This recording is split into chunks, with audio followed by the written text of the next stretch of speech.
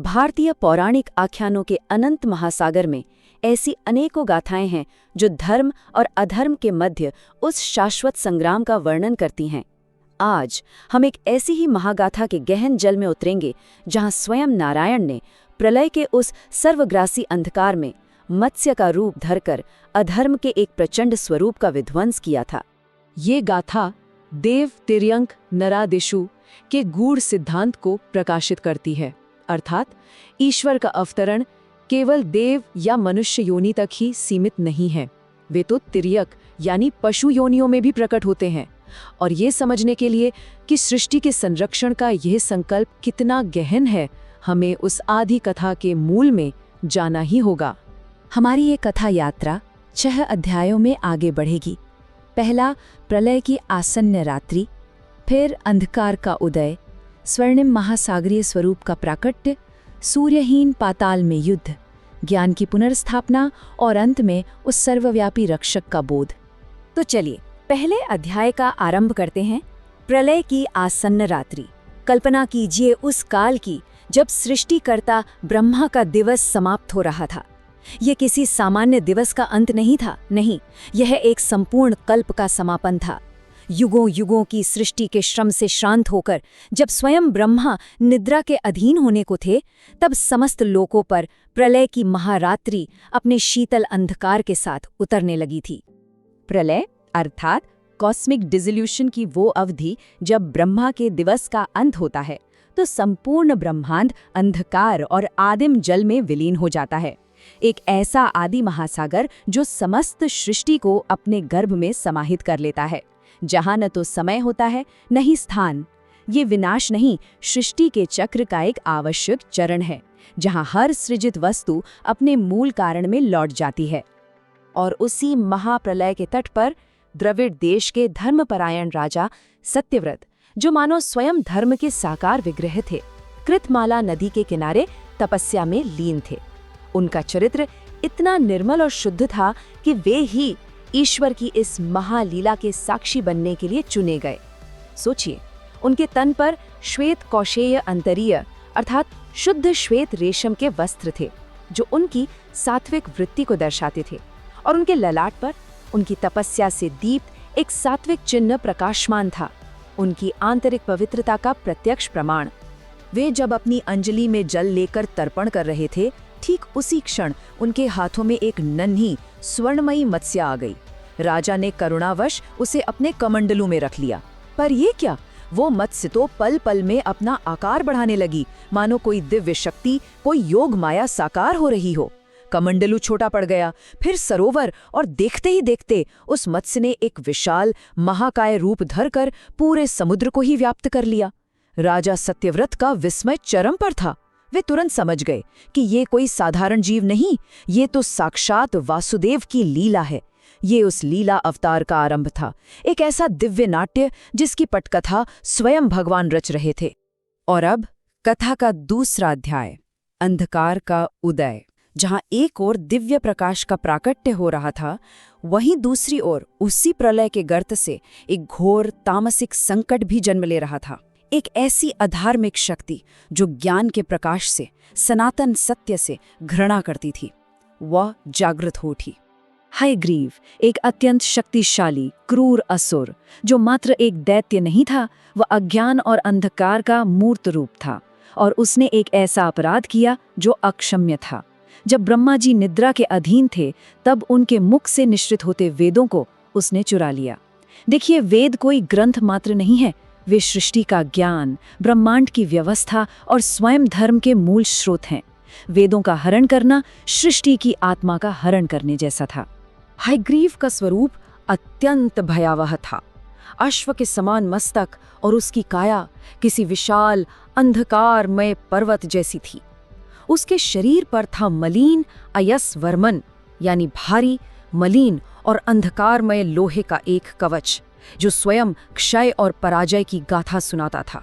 उसके सिर पर जो किरीट था, वो उसके अजेय होने के झूठे अहंकार का प्रतीक था, और उसके ललाट पर एक रक्तवर्ण तामसी चिन्ह, जो उसकी हिंसक तमोगुणी बुद्धि का साक्षात प्रमाण था।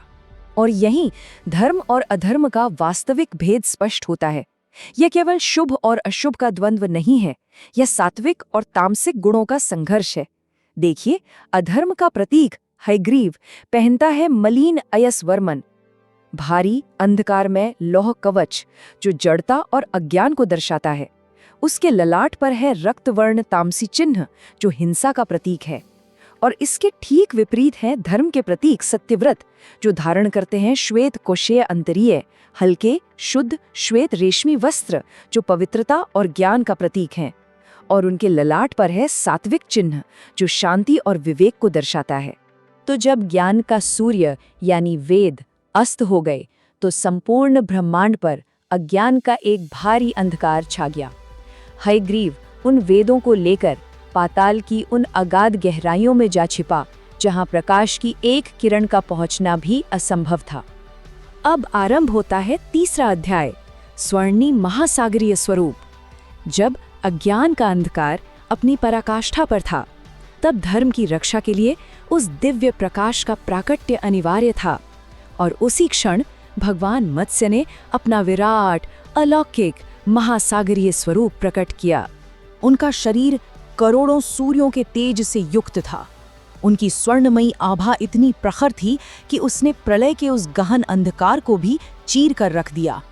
उनकी आंखों से जो तेज निकल रहा था वो उस अगाध जल के भीतर भी सत्य का पथ प्रशस्त कर रहा था। भगवान मत्स्य की वो सात्विक आभा उस क्षण साक्षात विज्ञान का पुंज थी, परम ज्ञान का जीवंत स्वरूप। प्रलय के उस भीषण गर्जन के मध्य भगवान मत्स्य ने राजा सत्यव्रत को आज्ञा दी। उन्होंने कहा, सप्त ऋषियों को जो ज्ञान के सनातन संरक्षक हैं, अपने साथ एक विशाल नौका पर आरूढ़ कर लो और भविष्य की सृष्टि के लिए समस्त औषधियों और बीजों को भी उस नौका पर सुरक्षित कर लो। यह केवल कुछ जीवों की रक्षा का आदेश नहीं था, यह ज्ञान और जीवन को अगले कल्प तक पहुंचाने की दिव्य व्यवस्था थी। यहाँ ईश्वर स्वयं मीन बनकर मानवता की नौका के कर्णधार बने।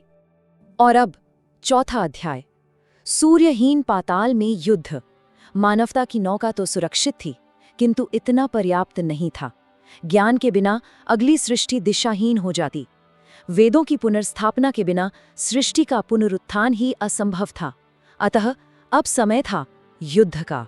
भगवान मत्स्य उस अताह अंधकार में पाताल की ओर बढ़े जहां हयग्रीव वेदों को छिपाए बैठा था। वो युद्ध प्रलय की उत्ताल तरंगों के नीचे उस अगाध सूर्यहीन जल में लड़ा गया। एक अकेली स्वर्णमयी काया अनंत अंधकार के विरुद्ध आगे बढ़ रही थी। जब हयग्रीव ने उस स्वर्णमयी मत्स्य को अपने अंधकार लोक की ओर आते देखा तो वह क्रोध से भर उठा।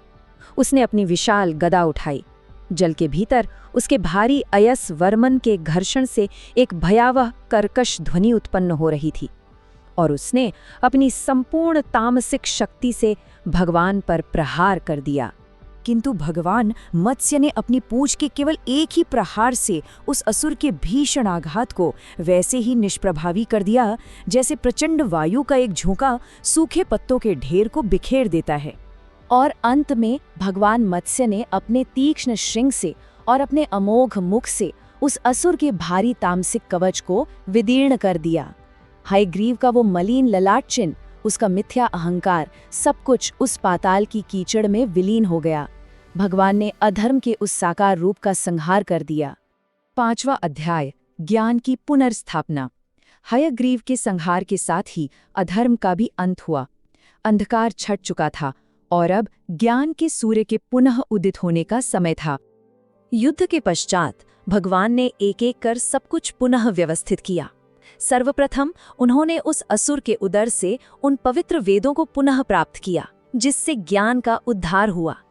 फिर उन्होंने उस नौका को, जिस पर राजा सत्यव्रत और सप्त ऋषि थे, अपने श्रृंग से बांध लिया और मानवता की सुरक्षा सुनिश्चित की। और उसी प्रलय रात्रि की लंबी यात्रा में उन्होंने राजा सत्यव्रत को मत्स्य पुराण का वो गूढ़ आत्मज्ञान प्रदान किया जो आने वाली अनगिनत पीढ़ियों का मार्गदर्शन करेगा। और अब हम पहुंचते हैं अंतिम अध्याय पर, सर्वव्यापी रक्षक। यह कथा केवल एक युद्ध का वृतांत नहीं है। नैमिषारण्य की उस पवित्र भूमि पर बैठे ऋषियों ने इस गाथा के माध्यम से सृष्टि के एक परम रहस्य को समझा, एक ऐसा सत्य जो हर युग में, हर काल में प्रासंगिक है। उन ऋषियों ने ये अनुभव किया कि कलयुग के पतित जीव भी हयग्रीव की ही भांति ज्ञान को चुराने का प्रयास करेंगे। वे अपने अहंकार का मलिन कवच पहनेंगे और धर्म को पाताल में धकेलने का प्रयत्न करेंगे। किंतु भगवान की वो सात्विक आभा, वो चैतन्य सदा जागृत रहता है। और जब जब ऐसा होता है, वे कभी नृसिंह बनकर, कभी वराह बनकर और कभी मत्स्य बनकर उस भारी तमस का अंत करने के लिए अवतरित होते हैं। और इस प्रकार ये गाथा हमें अपने अंतिम और सर्वाधिक महत्वपूर्ण सत्य तक ले आती है कि ईश्वर समस्त योनियों में समान रूप से व्याप्त है और वह अपने धर्मपरायण भक्तों की रक्षा के लिए किसी भी रूप में, किसी भी योनि में प्रकट हो सकता है। देवता, मनुष्य, पशु, सबके भीतर वही एक प्राण स्पंदित हो रहा है। ये कथा हमें सिखाती है कि दिव्यता किसी एक रूप में बंधी नहीं है और रक्षा तथा ज्ञान का वो प्रकाश किसी भी क्षण, किसी भी रूप में अंधकार को चीर कर प्रकट हो सकता है।